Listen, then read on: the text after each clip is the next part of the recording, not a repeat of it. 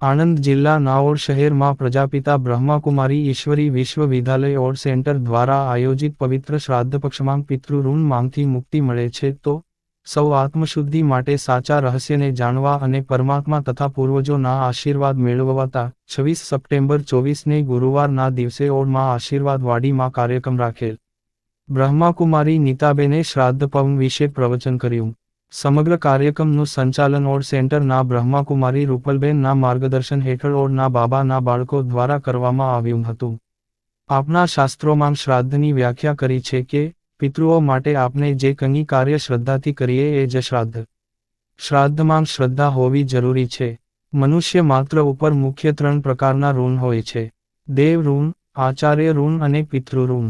શ્રાદ્ધનો ભાવ એ છે કે પિતૃઓને આપણે સાચું શ્રદ્ધા સુમન સમર્પિત કરીએ અને આ જ શ્રદ્ધા સુમન સમર્પિત કરવાનો ભાવ શ્રાદ્ધમાં છે.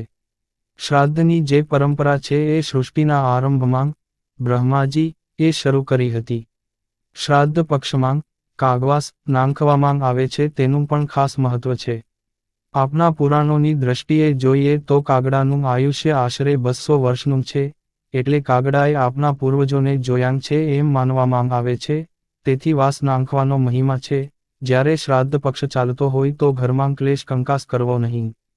પિતૃઓને શાંતિ પ્રિય છે.